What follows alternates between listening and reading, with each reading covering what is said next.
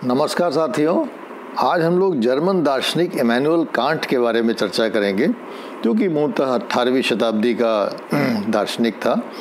और कांट के बारे में ऐसा छात्रों में भाव रहता है कि कांट बहुत कठिन थिंकर है। ऐसा कुछ नहीं है।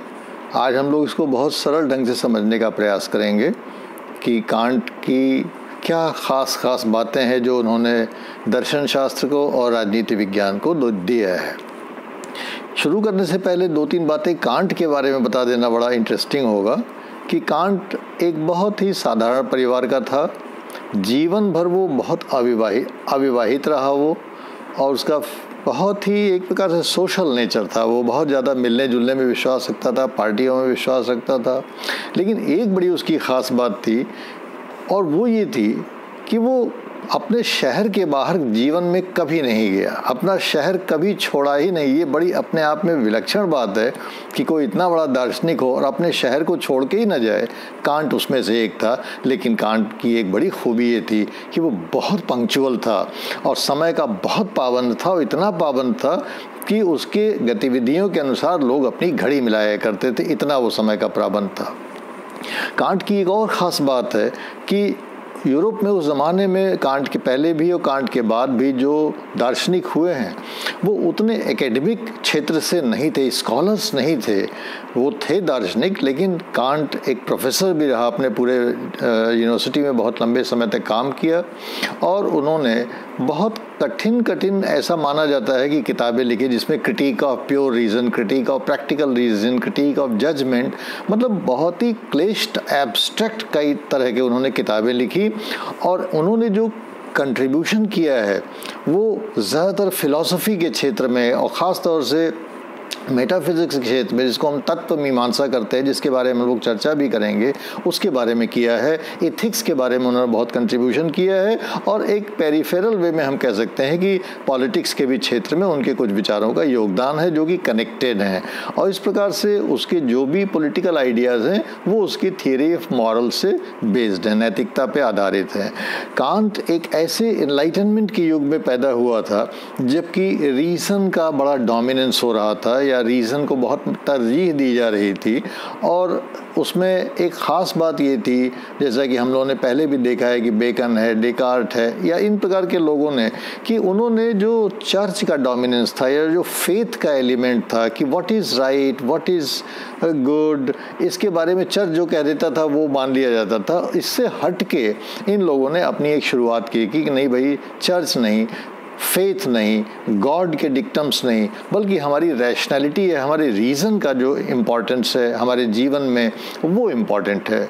और इस प्रकार से यद्यपि कांट भी ये मानता है कि धर्म का नैतिकता के क्षेत्र में योगदान है और बड़ा सकारात्मक योगदान है, लेकिन फिर भी वो ये कहता है कि धर्म को नैतिकता के क्षेत्र से या मॉरल्स के क्षेत्र से बिल्कुल अलग रखने की आवश्यकता है। मॉरल का डिटर्मिनेशन हम एक दूसरे ढंग से करेंगे, उसके बारे में हम लोग चर्चा करेंगे। कांट का योगदान 3 मुद्दों पे हम लोग देखते हैं आज। पहला तो मेटाफिजिक्स के क्षेत्र में, जिसको हम लोग तत्व मीमांसा कहते हैं, अर्थात इसका मतलब ये हुआ कि हम ज्ञान कैसे प्राप्त कर सकते हैं और क्या ज्ञान प्राप्त किया जा सकता है। और ज्ञान को प्राप्त करने में जो मस्तिष्क की भूमिका है, माइंड की जो भूमिका है, वो उसकी जो सीमाएं हैं उसको समझने की आवश्यकता है। क्योंकि कांट के समय में जो 2 विधाएं प्रचलित थीं, एम्पिरिकल विधा प्रचलित थी मूल रूप से, और या एक प्रकार से आप कह सकते हैं कि उस समय काफ़ी उसका बोलबाला था कि भाई लेकिन बौद्धिकता भी उसमें समाहित थी। और ये दोनों जो अनुभवात्मक प्रणाली है और बौद्धिक प्रणाली, ये दोनों ही, यही 2 प्रणालियाँ हुआ करती थी। अर्थात हम या तो अनुभव के आधार पर ज्ञान को प्राप्त करते हैं, अपने सेंसेस के आधार पर ज्ञान को प्राप्त करते हैं, या हम अपने बुद्धि के आधार पर ज्ञान को प्राप्त करते हैं। कांट ने इन दोनों से ही असहमति व्यक्त की और बताया कि कैसे आप ज्ञान को प्राप्त कर सकते हैं और कैसे ज्ञान को नहीं प्राप्त कर सकते हैं। तो मेटाफिजिक्स के क्षेत्र में उसका बहुत बड़ा योगदान है। दूसरा, नैतिकता के क्षेत्र में उसका बड़ा योगदान है कि व्हाट इज़ मॉरल्स, नैतिकता होती क्या है और कैसे नैतिकता तक हम पहुंच सकते हैं। और तीसरा, पॉलिटिक्स के क्षेत्र में कि भाई व्हाट इज़ फ्रीडम, जिसको हम स्वतंत्रता कहते हैं, वो स्वतंत्रता क्या है। इन 3 चीज़ों पे आज हम लोग कांट के बारे में अध्ययन करेंगे। जैसा कि मैंने आपको बताया कि कांट के बैकग्राउंड में जो 2 मूवमेंट्स चल रहे थे वो अनुभवात्मक और बौद्धिक, ये 2 मेन मूवमेंट्स थे। अनुभवात्मक मूवमेंट ये कहता था, एम्पिरिसिज्म जिसको हम कहते हैं, वो ये कहता था कि हम कोई भी ज्ञान केवल उस घटना के घटने के बाद ही प्राप्त कर सकते हैं अपने अनुभवों के आधार पर। अर्थात अगर किसी चीज़ का हमें ज्ञान प्राप्त करना है तो हमें उस ज्ञान के लिए अपने अनुभवों का प्रयोग करना पड़ेगा, और अनुभवों का जिसको हम एम्पिरिकल स्टडीज़ कहते हैं, और अनुभवों के आधार पर हम अपने ज्ञान को प्राप्त कर सकते हैं। और तभी जैसे लॉक है, बर्कले है, ह्यूम है, इन लोगों ने जिस प्रकार के थियरी का प्रतिपादन किया। और दूसरा जो स्कूल था, दूसरी जो विचारधारा थी, वो बौद्धिकता की विचारधारा थी, और जो ये कहती थी, जिसमें डेकार्ट है, स्पाइनोजा है, ये लोग ये कहते थे कि नहीं भाई, जो ए प्रायरी हमारी अवधारणाएं हैं, अर्थात हमें अनुभव की कोई आवश्यकता नहीं, हम किसी भी विषय के बारे में अपने मस्तिष्क का या बुद्धि का प्रयोग करके हम ज्ञान को प्राप्त कर सकते हैं। कांट इन दोनों से असहमति व्यक्त करता है। वो कहता है कि न तो एम्पिरिसिस्ट ठीक हैं और न बौद्धिक मूवमेंट के मानने वाले ठीक हैं। और उसने बहुत ही बेहतरीन एक एग्जाम्पल दिया है, और उसने ये कहा है कि देखिए, इसमें दोनों में माइंड की भूमिका होती है। चाहे आप अनुभवात्मक विधि से ज्ञान प्राप्त करें और चाहे आप बौद्धिक विधि से ज्ञान प्राप्त करें, इस दोनों में प्रयोग तो आप मस्तिष्क का ही करते हैं।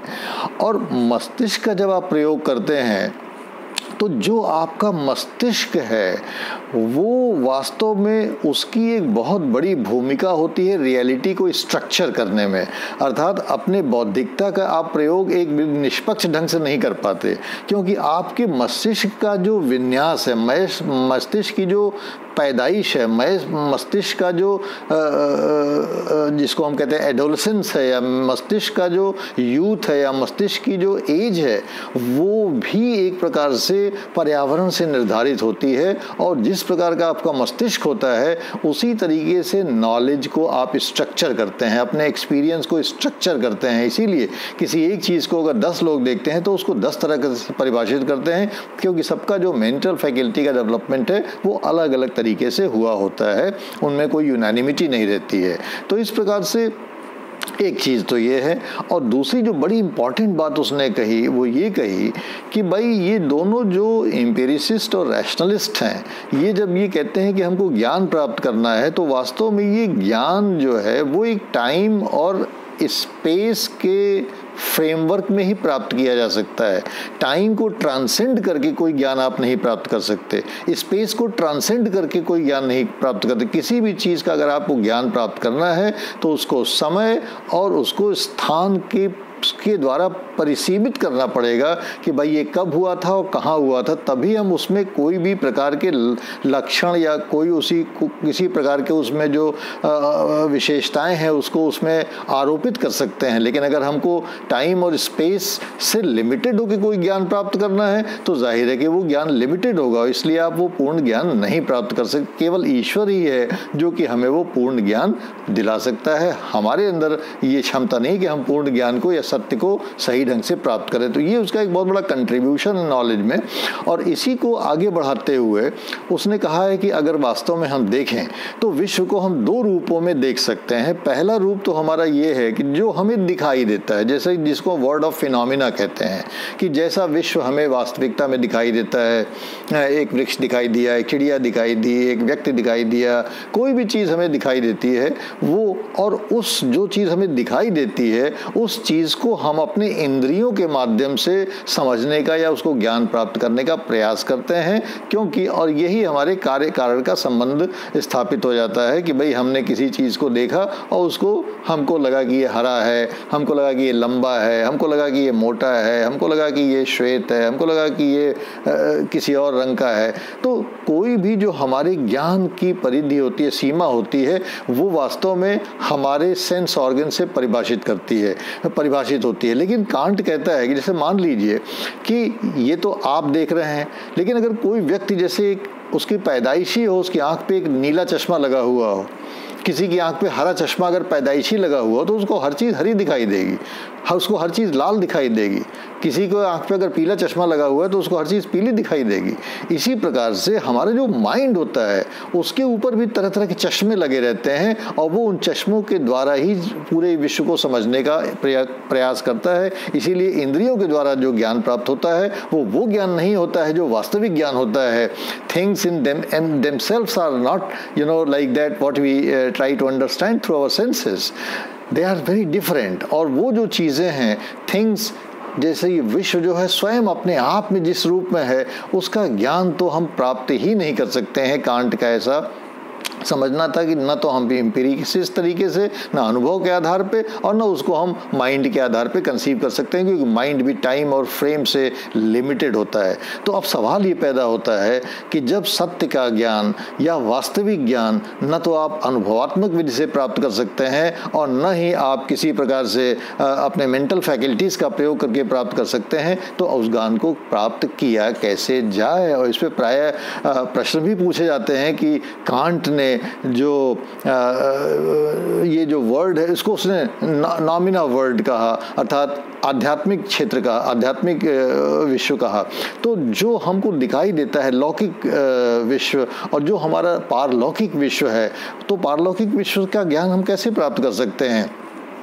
तो ये एक समस्या है और इसमें अक्सर प्रश्न भी पूछे जाते हैं आईएएस में कि भाई किस तरीके से, क्या ह्यूमंस के पास कोई कैपेसिटी है या कौन सा तरीका है जिससे कि वो लौकिक वर्ल्ड से बियॉन्ड जाके और पारलौकिक वर्ल्ड का ज्ञान प्राप्त कर, सत्य का ज्ञान प्राप्त कर सकें। किस प्रकार से वो टाइम और स्पेस को ट्रांसेंड करके ज्ञान प्राप्त कर सकते हैं। क्या इस प्रकार की कोई संभावना बनती है मनुष्य में।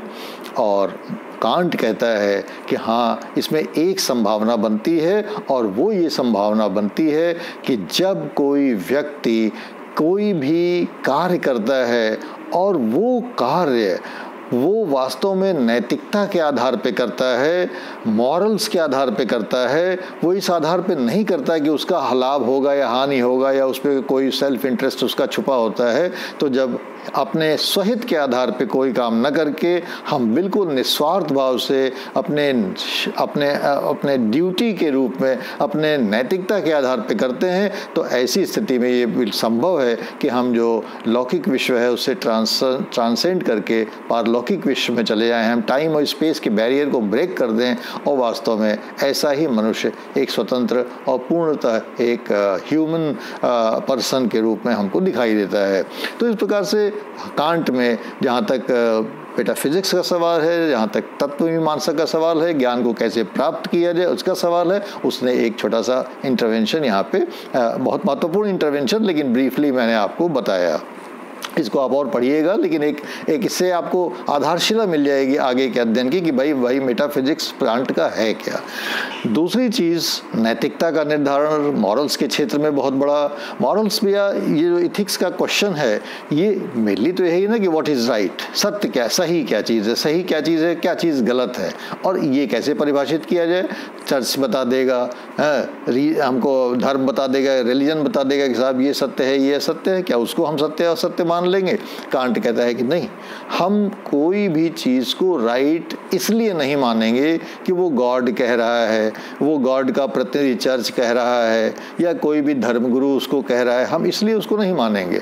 हम वास्तव में अगर किसी चीज़ को सत्य मानेंगे तो हम केवल उसी चीज़ को सत्य मानेंगे जो हमारे बौद्धिकता के द्वारा निर्धारित होगी, और वो बौद्धिकता ऐसी बौद्धिकता होनी चाहिए जिसमें हमारा सेल्फ इंटरेस्ट इन्वॉल्व ना हो, हमारा अपना स्वार्थ इन्वॉल्व ना हो, वो केवल प्योर रीज़न से गवर्न हो। और प्योर रीज़न से गवर्न होने का मतलब ये होता है कि जिसमें हम केवल अपनी स्वहित का परित्याग करके और सार्वभौमिक हित की बात जब हम सोचते हैं, पूरे हम मानवता के कल्याण की जब बात सोचते हैं, तब ऐसी स्थिति में कि स्वहित का परित्याग करके पूरी मानवता के कल्याण के हित के लिए या कल्याण के लिए जब हम कोई चिंतन करते हैं, उस चिंतन के आधार पर हम कोई काम करते हैं, तब वास्तव में वो एक रैशनल चॉइस होती है और वही रैशनल चॉइस हमें एक सही की तरफ ले जाती है। तो सही सही का निर्धारण, मॉरल्स का निर्धारण करने के लिए बहुत ही इंटरेस्टिंग और इनोवेटिव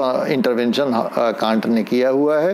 और उसने कहा है कि देखिए, किसी भी काम का जो परिणाम होता है वो उसकी नैतिकता को निर्धारण नहीं करता। बहुत सारे लोग समझते हैं कि साहब हम ये काम करेंगे, हमको ये लाभ हो जाएगा, वो हो जाएगा, ऐसा हो जाएगा, वैसा हो जाएगा, तो हमारा काम बड़ा नहीं। नो, वो कहता है कि नहीं, अगर आपका परिणाम के आधार पर किसी काम का आकलन करते हैं तो वो हमारे हिसाब से उसकी मॉरल वर्थ को डिटरमिन नहीं करता है। मॉरल वर्थ किसी वर्क की इसलिए होती है क्योंकि आपके अंदर ये भावना है कि हमको एक अच्छा काम करना है, हमको अपने कर्तव्य से प्रेरित होकर, हमको अपनी नैतिकता से प्रेरित होकर काम करना है। और जब हम नैतिकता से प्रेरित होकर कोई काम करते हैं, कर्तव्य से प्रेरित होकर कोई काम करते हैं, तभी वास्तव में, और वो कर्तव्य ऐसा होना चाहिए जो हमारे लिए ही नहीं पूरी मानवता के लिए वो हितकारी हो, तब हमारा कार्य जब वास्तव में जाके। तो इसमें कांट ने एक प्रकार से आप कह सकते हैं डिओंटोलॉजी की एक थीसिस प्रोपाउंड किया है, या उसकी जिसको हम कहते हैं स्टडी ऑफ ड्यूटी का उसने कॉन्सेप्ट प्रोपाउंड किया है कि what is how you study your duty. अपनी ड्यूटी को आप कैसे समझ सकते हैं कि आपकी ड्यूटी वास्तव में है क्या। और यहाँ पे वो बहुत इंडिविजुअलिस्टिक हो रहा है। यही हीगल में और कांट में डिफरेंस है कि कांट में जो इंडिविजुअल है उसको केंद्र में रख के ही पूरा चिंतन कांट कर रहा है, और पार्शली बाद में देखते हैं कि कैसे वो कनेक्ट करता है उसको स्टेट से। लेकिन कांट इंडिविजुअल को सेंटर में रख के अपना चिंतन कर रहा है और कह रहा है कि प्रत्येक मनुष्य को अपना ड्यूटी, अपना मोरालिटी, अपनी मॉरल चॉइसेस को निर्धारित करने का बहुत ज़्यादा अधिकार है। और यहाँ पे वो कहता है कि प्रत्येक मनुष्य दो प्रकार के आदेशों से नियंत्रित हो सकता है। एक आदेश तो वो होता है जिसको उसने कहता है हाइपोथेटिकल इम्परेटिव्स ऑफ ड्यूटी, अर्थात कल्पित आदेश, जिसको वो कहता है कर्तव्य के कल्पित आदेश कहता है। कि इसका मतलब ये होता है, हाइपोथेटिकल इम्परेटिव का मतलब ये होता है कि it is condition by a big if, अर्थात अगर हमको अपना कोई उद्देश्य जीवन में प्राप्त करना है तो हमें ये करना चाहिए और ये नैतिक होता है। ऐसा एक हाइपोथेटिकल इम्परेटिव को वो कहता है। अर्थात जैसे मान लीजिए कि अगर मुझे ये कहना हो कि साहब अगर मुझे फर्स्ट क्लास प्राप्त करनी है तो मुझे बहुत ज़्यादा मेहनत करनी होगी, IAS में मुझे टॉप करना है तो मुझे इस प्रकार से अध्ययन करना होगा। लेकिन मान लीजिए मुझे लगता है कि मुझे IAS में टॉप नहीं करना है तो ठीक है, मैं काम चलाऊ ढंग से अपना पढ़ लूँगा। अगर मुझे केवल पास होना है, फर्स्ट क्लास नहीं आना है, तो ठीक है, I am not suppose to study, जो मैं जाके लिख दूंगा वो मैं पास हो जाऊंगा। तो it is a conditional thing. तो ये हाइपोथेटिकल इम्परेटिव्स है कि हमारी ड्यूटी है पढ़ने की, लेकिन कितना हमें पढ़ना चाहिए। हमारी ड्यूटी है टॉप करने की, या हमारा उद्देश्य है टॉप करने का, तो हमें कितना टॉप करना। और अगर हमें टॉप नहीं करना है, अगर हमें फर्स्ट नहीं आना है, तो हमारा काम जितने से चल जाएगा हम उतने से ही संतुष्ट हो जाएंगे। ये हाइपोथेटिकल इम्परेटिव हुआ। It is conditioned by your self interest. एक तो ये चीज, इसको कांट मॉरल नहीं मानता। वो कहता है कि no, the actions which are driven by hypothetical imperatives और duty are not moral, not considered to be moral. तो मॉरल किसको मानता है कांट? कांट कहता है कि देखिए, जो वास्तव में कैटेगोरिकल इम्परेटिव्स ऑफ ड्यूटी हैं, कैटेगोरिकल का मतलब होता है एब्सोल्यूट, और जो एब्सोल्यूट आदेश है ड्यूटी के, उससे ड्रिवन होकर जब आपको कोई एक्शन होता है, that is called actually, that will lead you to moral. और उसका मतलब क्या होता है कि जब हम अपने सेल्फ इंटरेस्ट को बिल्कुल दरकिनार करके अपने समझ के अनुसार, अपनी बौद्धिकता का प्रयोग करके और सेल्फ इंटरेस्ट का परित्याग करके और अपने कर्तव्य की भावना से ओतप्रोत होके, नैतिकता की भावना से ओतप्रोत होके हम कोई काम करते हैं, तब जाके वास्तव में हमारा काम हमको कहता है कि हाँ, आपने एक अच्छा काम किया है। That is a virtuous act you have done and that's why you are a moral person और योर एक्शंस आर मॉरल। तो ये चीज़ हमें ध्यान रखनी चाहिए कि कांट ने मॉरलिटी को कैसे परिभाषित किया है। Hypothetical imperatives conditioned by an if isn't moral, but a categorical imperative driven work और action is moral for Immanuel Kant. अब सवाल यह है कि कैटेगोरिकल इम्परेटिव्स और ड्यूटी को समझने में छात्रों को बहुत कठिनाई आती है कि साहब ये होता क्या है, कैसे इसको परिभाषित किया जाए। इसमें कुछ नहीं है। देखिए, इसमें बिल्कुल साफ बात यह है कि कांट ने वैसे तो 3-4 कैटेगरी इम्परेटिव्स को दिया है, लेकिन वो सब कनेक्टेड है। 2 इसमें बहुत प्रमुख हैं जो आपको बहुत ज़्यादा अच्छी तरीके से समझ लेना चाहिए। क्या है, आइए देखते हैं। पहला, उसने इसको यूनिवर्सलाइजेशन प्रिंसिपल कहा है, अर्थात इसका सीधा साधा मतलब ये हुआ कि जो कैटेगोरिकल इम्परेटिव्स होता है वो आपके रैशनल सेल्फ की आत्मा की आवाज़ है, अर्थात एक बौद्धिक व्यक्ति के रूप में, एक प्योर बौद्धिक व्यक्ति के रूप में आपकी आवाज़ है। और वो प्योर बौद्धिकता एक आपकी अपने लिए नहीं है, बल्कि एक सामाजिक परिवेश में है कि जब आप पूरे मनुष्यों के समूह में मानवता के साथ रहकर और पूर्ण बौद्धिकता के रूप में काम करते हैं, तो वो आपकी कैटेगरी इम्परेटिव्स को लीड करता है। उसने 2 बड़े इंटरेस्टिंग प्रिंसिपल्स दिए हैं, उन दोनों का मैं उल्लेख करना चाहूँगा। पहला तो यूनिवर्सलाइजेशन प्रिंसिपल है। यूनिवर्सलाइजेशन प्रिंसिपल का मतलब ये हुआ कि अगर मैं कोई काम कर रहा हूँ या मुझे अगर कोई काम करना है, तो मैं ये सोचूं कि ये काम दुनिया का हर इंसान भी करेगा तो मेरे लिए ये एक्सेप्टेबल होगा या सभी के लिए एक्सेप्टेबल होगा। अब देखिए कितनी ये बेहतरीन चीज़ है कि हम लोग नॉर्मली कोई काम करते हैं तो सोचते हैं अगर यार हमको औरों से क्या मतलब, हमारे लिए ठीक है कि नहीं, हमारे परिवार के लिए ठीक है नहीं, हमारे देश के लिए ठीक है कि नहीं, वगैरह वगैरह। कांट कह रहा है कि no, categorical imperatives mean that you do something which can become a universal principle। और इसका मतलब ये हुआ कि दुनिया का कोई आदमी भी उस काम को करेगा तो आपको उसमें या किसी को भी कोई आपत्ति नहीं होगी और सभी लोग वो काम को करने में एक दूसरे का अप्रूवल कर रहे होंगे। जैसे उसने कहा कि भाई अगर मान लीजिए मैं बहुत भूखा हूँ, लोग अक्सर उदाहरण देते हैं कि साहब जो है अगर मैं बहुत भूखा हूँ, मान लीजिए मैं किसी धीरे से किसी का खाना चुरा लिया या कुछ चुरा लिया अपने पेट भरने के लिए, तो वो क्या मॉरल नहीं माना जाएगा साहब, अदरवाइज तो मैं मर जाता। कांट कहता है कि एक सिचुएशनल, आपने एक सिचुएशन क्रिएट किया, लेकिन एक सिचुएशन में आपने एक काम किया, तो क्या ये अधिकार कि अगर किसी को भी भूख लगी तो किसी के यहाँ से भी कुछ भी चुरा ले, इसको आप मॉरल मानेंगे? और इस आधार पर अगर ये दुनिया चलने लगी तो वास्तव में क्या एक दूसरे पे लोग ट्रस्ट करेंगे? क्या वैसा जीवन जीने लायक होगा? ऐसा जीवन नहीं जीने लायक होगा। तो चोरी चोरी है, उसको किसी भी सूरत में आप रैशनलाइज नहीं कर सकते हैं। और कांट का कहना है कि अगर आपने उसको रैशनलाइज करने की कोशिश की तो ये दुनिया रहने लायक नहीं रह जाएगी। तो उसने कहा कि आप ऐसे प्रिंसिपल्स को सेट करिए जो आपके लिए भी और दूसरों के लिए भी इक्वली करणीय हो और पूरी मानवता के लिए एक्सेप्टेबल हो, किसी को उसमें कोई डिसेंट ना हो। This is the universalisation principle. तब आप कैटेगोरिकल इम्परेटिव्स और ड्यूटी पूरा कर रहे होंगे। अगर आप ऐसा नहीं करते हैं तो आप कर्तव्य के अटल आदेश से प्रेरित नहीं है, बल्कि आप तो कल्पित आदेश से पूरे हैं। आपको कोई उद्देश्य है, उसको आप पूरा करना चाहते हैं, विच इज़ नॉट मॉरल। दूसरा उसने बनाया है बहुत इंटरेस्टिंग, जो ह्यूमैनिटी से ही कनेक्टेड है, उसको उसने ह्यूमैनिटी प्रिंसिपल कहा है। कि ह्यूमैनिटी प्रिंसिपल ये है, ह्यूमैनिटी का मतलब क्या होता है कि हम और आप या दुनिया का कोई भी इंसान जो कहीं भी रह रहा है, वास्तव में है तो मनुष्य ही, चाहे कोई धर्म हो, कोई जाति हो, कोई भाषा हो, कोई संप्रदाय हो, कोई नस्ल हो, है तो वो मनुष्य ही।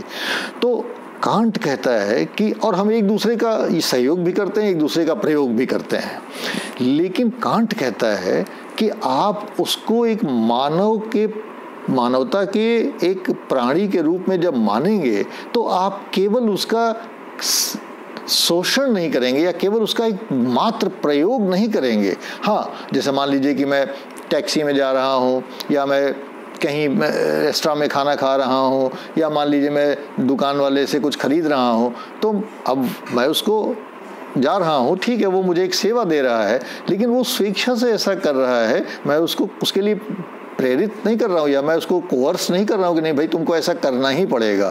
तो वो भी हमारा प्रयोग कर रहा है, क्योंकि हमसे भी खरीद के वो भी एक ग्राहक के रूप में हमें प्रयोग कर रहा है, उसके लिए भी आमदनी हो रही है, उसका भी एक साधन। तो ऐसे तो समाज चलता है कि we can use each other in this way, mutually beneficial. लेकिन अगर किसी व्यक्ति को हम केवल एक प्रयोग के मात्र मेयर मीन्स के रूप में अगर उसको हम प्रयोग करते हैं तो वो गलत बात है। हमें किसी को भी मात्र साधन के रूप में उसका प्रयोग करने की इजाजत नहीं है। हम हर प्रत्येक व्यक्ति को वास्तव में हम एक साध्य के रूप में प्रयोग करेंगे। ये 2 चीजें खास तौर से मिलेंगी तो कांट कहता है कि तब इन दोनों अर्थात सार्वभौमिक सिद्धांत और मानवता के सिद्धांत, जब इन दोनों सिद्धांतों का सम्मिश्रण होगा और इससे प्रभावित होकर जब आप पूर्ण अपने रैशनल ढंग से कोई भी काम करेंगे, तब जाके आपका कैटेगोरिकल इम्परेटिव ड्यूटी को आप कर रहे होंगे।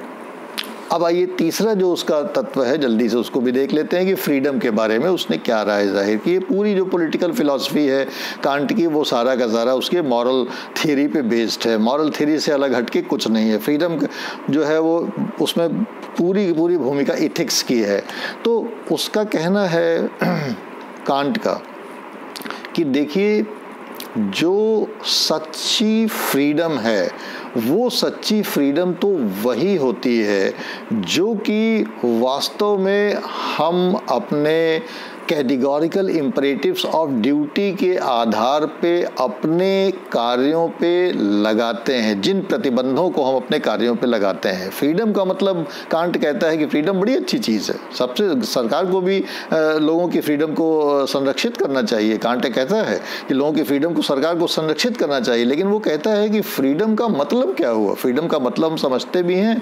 फ्रीडम का मतलब ये लिबर्टेरियन सेंस में नहीं होता है कि साहब जो भी हम चाहें वो भी हम करने लगें, उत्पात मचाने लगे, किसी को अपशब्द कहने लगे या किसी के साथ भी दुर्व्यवहार करने लगे। ऐसा कोई लिबर्टी का कॉन्सेप्ट नहीं है, ऐसा कोई फ्रीडम का कॉन्सेप्ट नहीं है, क्योंकि उससे दूसरों समाज को हार्म होगा। उसी समाज में जिस समाज में हम रहते हैं, तो वास्तव में हमें क्या करना चाहिए। कांट कहता है कि हमें वास्तव में रैशनल चॉइस के द्वारा अपने ही ऊपर अपने कानूनों को आरोपित करना चाहिए। That means instead of the state putting restraints on me, I should be formulating rules under categorical imperatives और duty to put certain restrictions on myself. अर्थात मुझे खुद अपने विवेक के द्वारा बनाए गए नियमों कानूनों को अपने ऊपर आरोपित करके और स्वेच्छा से आरोपित करके अपने एक्शंस को परिभाषित करना है, एक्शंस को मर्यादित करना है। और इस प्रकार से जो स्वतंत्र फ्री विल है, अर्थात जो स्वेच्छा है, या स्वेच्छा तो होती नहीं है कुछ, जो स्वतंत्र इच्छा है, उस स्वतंत्र इच्छा का वही इच्छा पर्याय है जो मॉरल लॉज के अंतर्गत हमारी इच्छा को परिभाषित करती है। अर्थात जब हमारी इच्छा पे नैतिक कानूनों का बंधन होता है, वही वास्तव में हमारी इच्छा फ्री मॉरल विल होती है। There is no free moral will as people conceive that I can do anything which I want to do. No, that's not the thing. A free will is actually a will which functions under the moral laws propounded by the individual himself। व्यक्ति के द्वारा